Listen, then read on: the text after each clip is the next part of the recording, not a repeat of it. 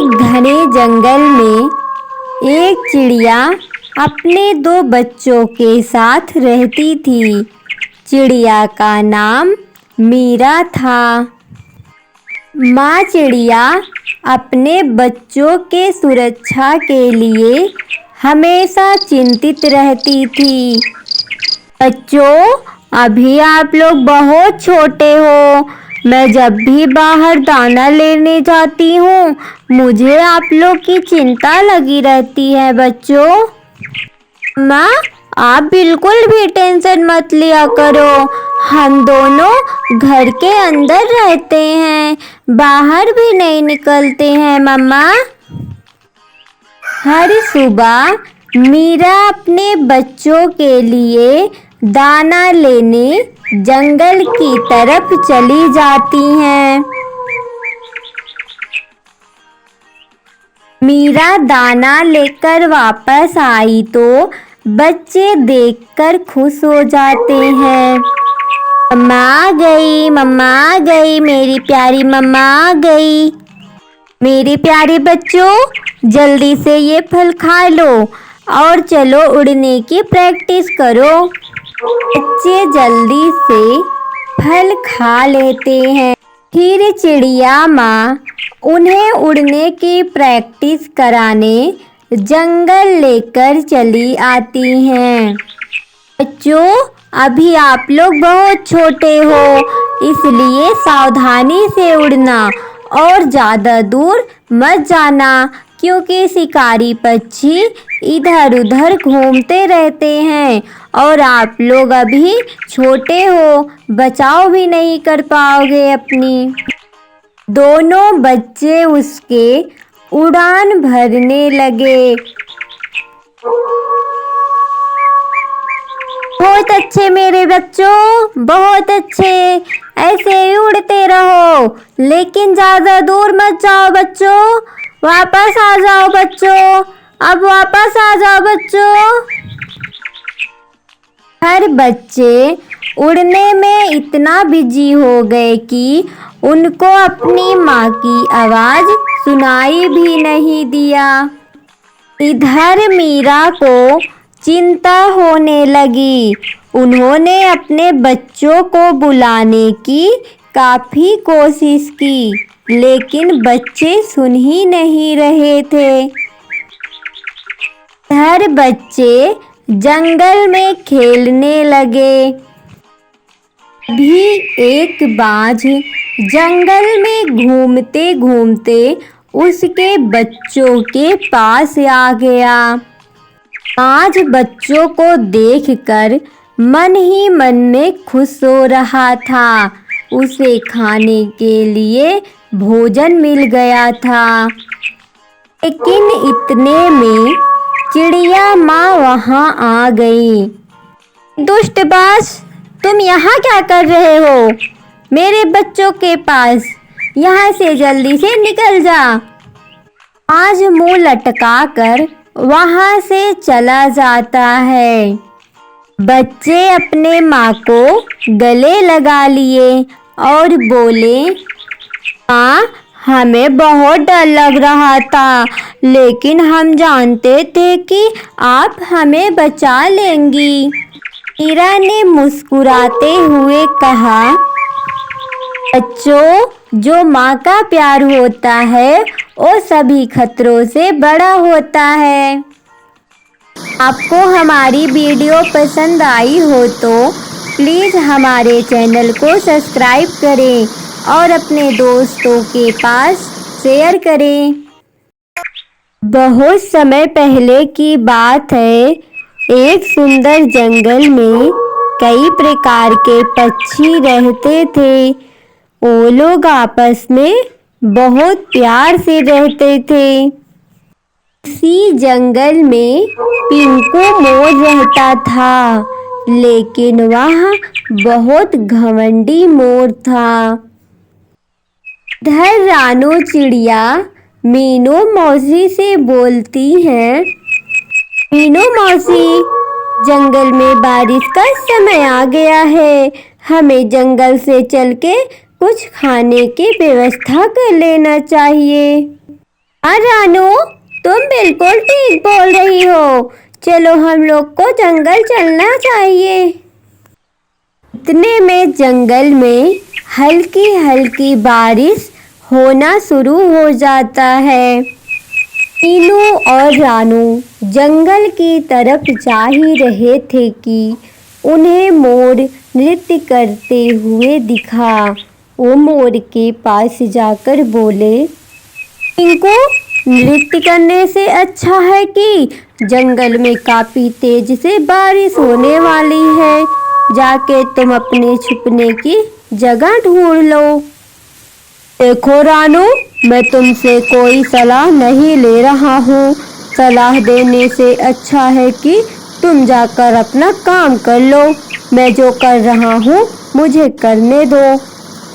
टिंकू की बात सुनकर रानू और मीनू को काफी बुरा लगा। वो दोनों वहाँ से चली जाती हैं। इतने में वहाँ पर कालू कौवा आ जाता है और बोलता है, अच्छा किया पिंकू, ये दोनों अपने आप को जंगल की महारानी समझती हैं। ये दोनों मुझे सलाह देने आई थी, मैंने ही इन दोनों को सलाह दे दिया। इतने में कालू उड़ते हुए गया और एक नदी के किनारे बैठकर बोला, ये पिंकू कितना मूर्ख है। मीनू और रानू बिल्कुल सही बोल रही थी। हमारे जंगल के पक्षी को क्या हो गया है, कैसी बातें वो कर रहा था। और बारिश भी देखो कितनी तेज होती जा रही है। इतने में कालू की नजर नदी के किनारे पड़े संतरे पर पड़ी। कालू कौवा संतरे के पास आकर बैठ गया और बोला, इतना सुंदर संतरा मैंने तो पहली बार देखा है। इतने में संतरे में से आवाज आया, मैं एक जादुई संतरा हूँ। जो भी इस संतरे को तेज से पटकेगा और अपने मन में जैसे भी घर की कल्पना करेगा वो घर सोने का बन जाएगा। कालू कौवा उसकी बात सुनकर बोला, कि तो मुझे तुम्हारी जरूरत नहीं है, लेकिन जरूरत पड़ेगी तो मैं जरूर आऊंगा। इतना बोलकर कालू वहाँ से जाने लगता है। कालू की नजर पिंकू मोर पर पड़ती है। वह उसके पास चला जाता है। अरे पिंकू, तुम इस तरह से मुंह लटका के क्यों खड़े हो? कालू और मीनू बिल्कुल सही बोल रही थी। अब इतनी बारिश में मैं कहाँ जाऊं? बस इतनी सी बात पर परेशान हो गए। चलो मेरे साथ। कालू पिंकू को लेकर उसी संतरे के पास चला जाता है। कालू पिंकू को पूरी बात बता देता है। पिंकू उस संतरे को जंगल में लेकर आता है। पिंकू, इस संतरे को घर के रूप में परिवर्तित करने से पहले तुम्हें मेरी एक शर्त माननी होगी। इस जंगल के किसी भी पक्षी को बिना मुझसे परमिशन लिए घर के अंदर नहीं जाने दोगे। पिंकू शर्त मान लेता है और संतरा भी घर के रूप में परिवर्तित हो जाता है। घर जंगल के सभी पक्षी बरसात से बहुत परेशान हो गए थे। जंगल के पक्षी को घर के बारे में पता चला। वो लोग मदद मांगने के लिए चले गए। एक ही शर्त पर तुम लोग को घर के अंदर रख सकता हूँ। तुम लोग जितना दिन रहोगे उतना खाना मुझे देना पड़ेगा। पिंकू मोर, तुम कैसे बातें कर रहे हो? हम लोग के पास खाना कहाँ है? कहाँ से ले आएंगे हम लोग खाना? इधर तोती सब कुछ देख रही थी। तोती आकर रानू और मीनू से सारी बात बता देती है।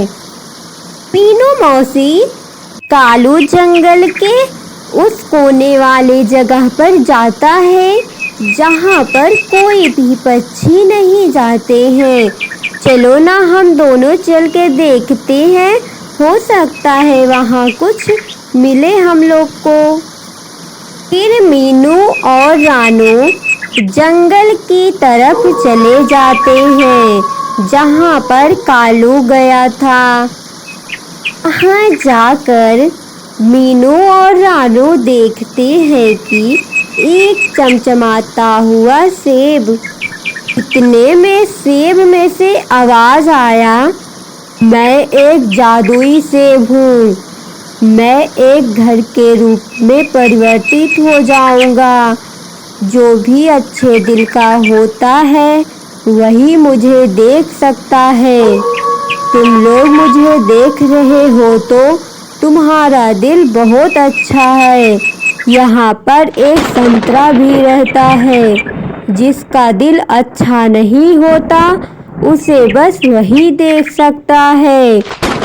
मैं मिट्टी के घर का रूप लूँगा, लेकिन कितना भी बारिश होगी मेरा घर नहीं टूटेगा और वो संतरे का टूट जाएगा। रानू और मीनू उस एप्पल को लेकर चले आते हैं और वो एप्पल एक घर के रूप में परिवर्तित हो जाता है। और मीनू जाकर जंगल के सभी पक्षियों को बुला लाती है। इधर बारिश तेज होने की वजह से पिंकू और कालू का घर गिर जाता है। कालू, ये तो घर गिर चुका है, मैं जा रहा हूँ, पिंकू और रानू से माफी मांग लूँगा। फिर वो लोग पिंकू और रानू से माफी मांग लेते हैं। पिंकू, मैं तुम्हें तभी माफ करूँगी जब तुम अपनी घमंड को त्याग दोगे और जंगल के सभी पक्षियों के साथ अच्छे से व्यवहार करोगे। रानू, मुझे माफ कर दो, मैं जंगल के सभी पक्षियों के साथ अच्छे से व्यवहार करूँगा। अब मुझसे कोई गलती नहीं होगी। वीडियो पसंद आया हो तो प्लीज़ हमारे चैनल को सब्सक्राइब करें और अपने दोस्तों के पास शेयर करें।